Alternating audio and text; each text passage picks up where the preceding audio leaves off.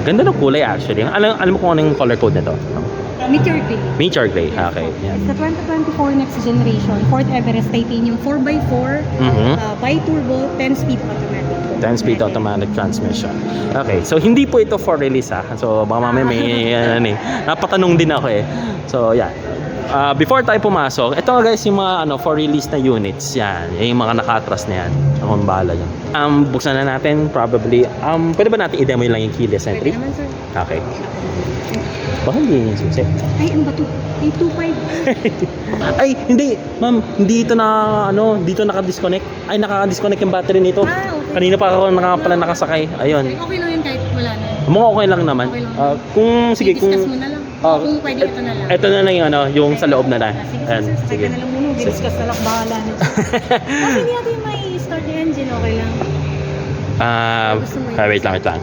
Okay, unfortunately, naka-disconnect yung battery nito. So, pupunta tayo dito. This is the same 4x4 na Everest. But meron ako ipo-point out na wala na yung bi-turbo na logo dito. And another thing here is, nawala na rin yung 4x4 na emblem dito. But needless to say, all of the features are still intact. It's still the same. And yeah, yun lang naman yung gusto ko rin i-point out. Kasi tinitingnan ko yung mags, it's also the same. So comment down below kung ano yung mga alam nyo pang pinagkaiba sa the latest one of the Ford Everest na 4x4.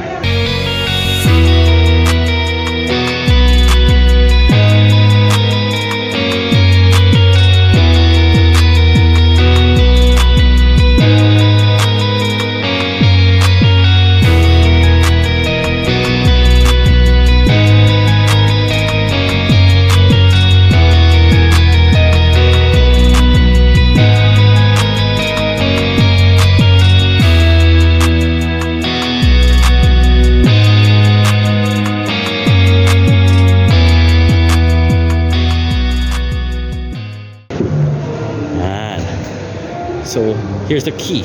So, habang kinukuha nila yung susi, ito, lumalabas yung mga ambient lighting. Here we go. Tapos, yung lahat ng windows natin is one touch down and one touch up. Yep.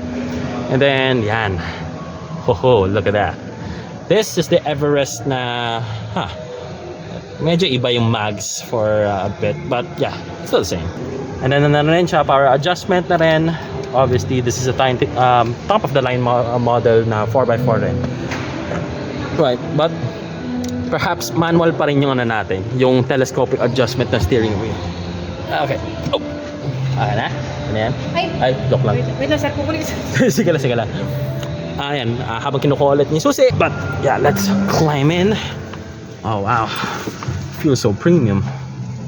Okay. Yan. And then, there is yung atin natin panoramic moonroof. So, let's activate naman na. Yan. Okay. So, ito yung sunglass holder. Nice.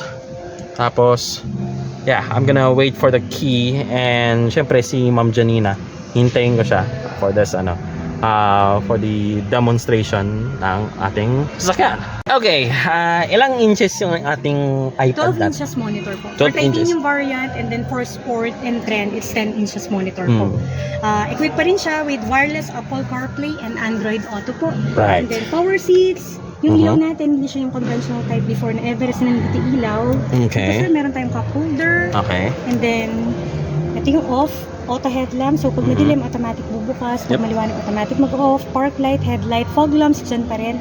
Pag pinindot mo to, ito yung mismong door naman sa likod. Nice. One click lang pala siya. Apo, Hindi mo one na, click lang, hindi mo na siya Tapos sa i-hold. pag-closer, ganun din po. Okay. So, pindot lang din. Okay. And then, sorry. Ano po? Patayo man. Di ba ka-hold to? Baka hold to. Hindi sir, baka nalubos. Ay. Try mo kaya start mo na engine sir. Baka mahina na kasi yung battery. Ayan, namatay na sir. Okay na. Kaya na? Ayan, okay. Yan, sir. Ayan. Medyo wrong move. Ayan, ayan. Yes, sir. Sige lang. Tapos ito yung may tach, tapos may speedometer pala Yes, dito. sir. Napapansin ko dito, similar pala siya dun sa Raptor. Yes po, Na? same lang siya sa Kasi I have driven na rin yung wild track na version nito, yung next Okay. gen. Tapos, Next next gen gen wild track. na wild track. 4x4 din. 4x4. Tapos, yung cruise control nito na yung unang try ko ng cruise control, ayun, natatakot ako, baka mamaya hindi bumureno. Magtuloy-tuloy. Pero yun, ano talaga, ngayon ko lang napansin na nakakatanggal siya ng ngalay dun yun sa nga paa. lang, sir. Yun pala yan. Pag naka-long driving ka. Tapos, the same with the territory, meron tong lane keeping Lane assist. keeping system ako. Okay. Lane keeping assist. Tapos volume control, then driver side, Mhm. Bluetooth, yan sir. Ito sa cruise control, Right. adjustable speed limiter, then lane keeping assist po. Okay. Then sa kabila, pang next, tsaka pang back ng music, Okay. answer, tsaka pang drop. Drop ng calls, tapos Mhm. rin sa infotainment niya. Mhm. Yan, sir. Okay. Yeah. Tapos yung driver door AHR. Okay. Sure po ba ako dyan? Or ano? Sige, para ma-demo mo. Okay, that was a slam. Okay, so I think upo na di sa Ma'am Jeannie nga. Okay, so yan, para ma-demo rin na yung ano natin, yung Sir, sinelas ako. okay lang. Okay, so yan yung air conditioning, no? Kahit So, may dual angat. air temperature Ang control galing. din siya. Okay, dual zone. aircon, Okay, dual zone climate. Tapos True. meron tayo dito sir, yung wireless charging dock natin. Okay. So, lagay mo lang yung phone mo dyan, automatic mag-charge na. Mhm. Ito sir, electronic parking brake. Mhm. Ay, wait. Tapos, apo. Yan. So ayan, electronic parking brake. So I think ayan, tama ba? Yan, okay. So for safety reasons. Yes sir, naka-park brake naman naman. Okay. Tapos ito yung ano natin. Similar to sa Raptor na. Ganito sa na ganito. Raptor, apo. Kung baka sinasabi namin to, baka mamaya tumingin kayo sa kung mag-i-inquire ka ng Ranger na wild track, iba. Apo, Okay, iba, iba. iba. Parang yung shift port siya na Support po, matangkad. Ayan. Sa shifter niya sir. Ayan. So, Tapos yan. yung pinaka-drive mode niya, Yan, 4x2, four-wheel drive. 4x4, then 4L or 4 low for kung mag-offroad ka sir, yung Okay. gagamitin mo sir. Nice, nice. Tapos, Yep, ito yung sa center console natin. Okay, right. Mga na mouse of storage yan pala. Ito pwede mo yung lagyan ng cellphone. Tapos, di lang to aircon, no? okay. Okay. Pwede ba natin i-demo yung moonroof natin dyan? For the Yung moonroof, sir. panoramic. Nice. Pro tip guys, huwag kayong magpapark sa puno ng mangga. Yun. Lahat makikita niya. Labas ko lang sir. Ayun. Okay, tapos pag isasarado na, tapos hindi na kailangan i-hold, no? Like Yes, one tap. Okay. Nice. Pero pwede yung sir mo ako sa mga ganyan lang. Okay. May certain position na gusto mo. Okay. Yan. Tapos mga lights natin dito. Lights Yan. natin, ganun pa rin naman sir. Okay, nice. Tapos, may mga passenger airbag warnings. Yes, sir. Yan lang naman. Tapos, yun, laki ng iPad. Ang dami natutuwa dyan eh.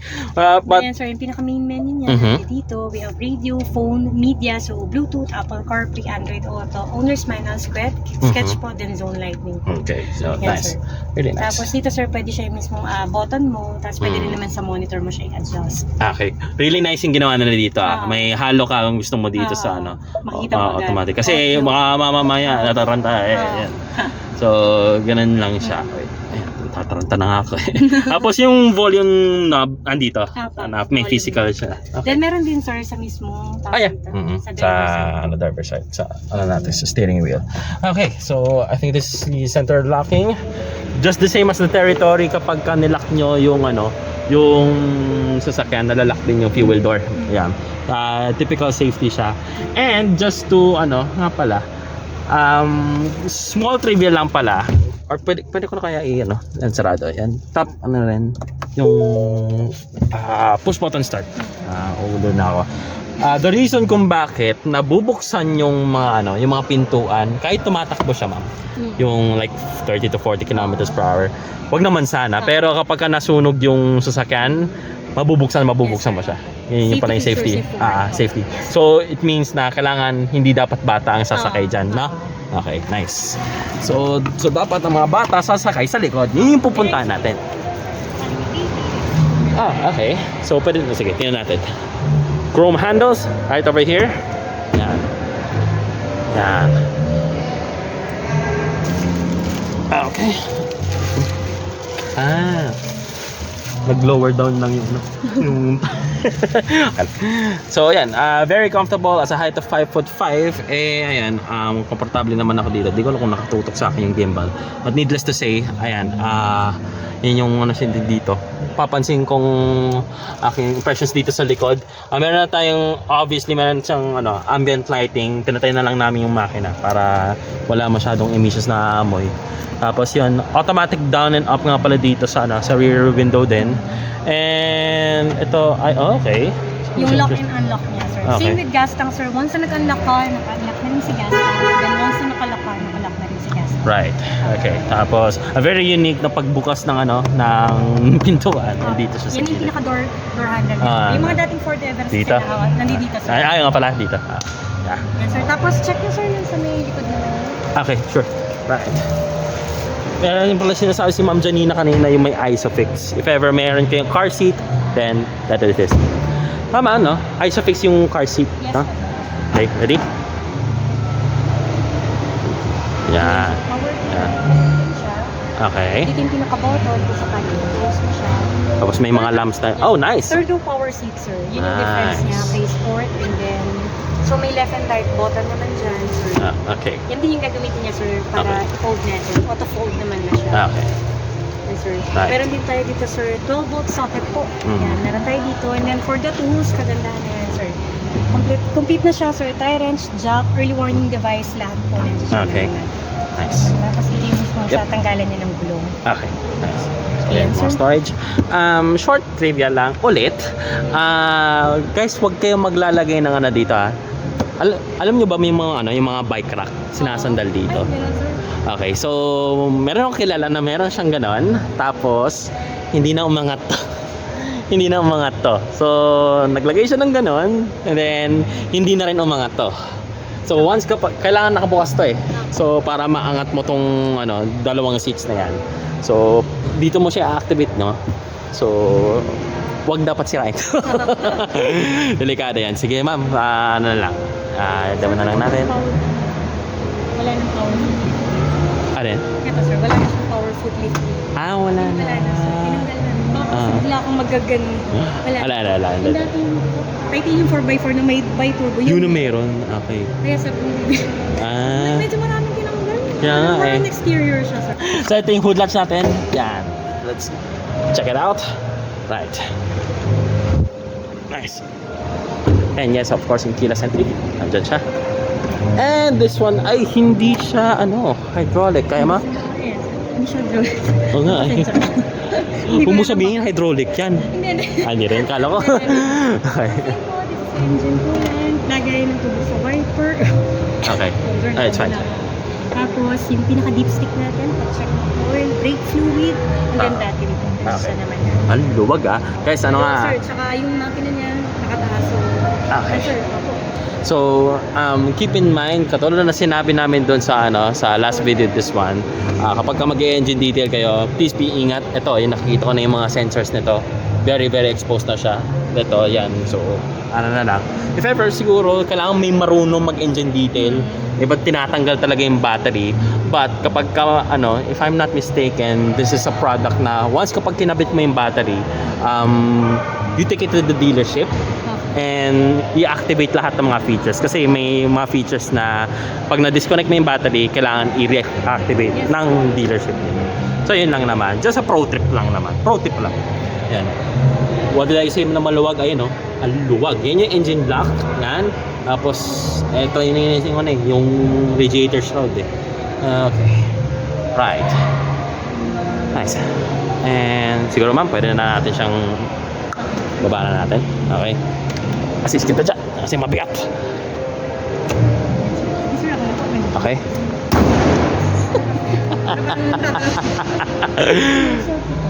Okay. So, ayun lang naman ang for the Ford Everest. So, yan. So, ito yung kinuha na namin. Ito yung naman yan. Yung bi-turbo. Sir, Raptor. Hindi ka na dyan yung palit na yun. Ay, baka ma-unit lang. Si Explorer, yun yung susunod natin. So guys, yun yung susunod natin. Probably this will be the last one. And let's go. Anything else guys, pasensya na. Ito ay naka 20-inch na mags, 255 by 55. Tapos yan. So 4 disc brakes and everything else. Tapos Ito ano na rin siya. Side steps. Very fixed. Yan. Does it look good at white or yung gray? Ayan. Just to clarify guys, ito yung mga natirang mga units na the last Ford Everest na next gen. And this one, ito na yung bagong dating. Ayun lang naman. Right.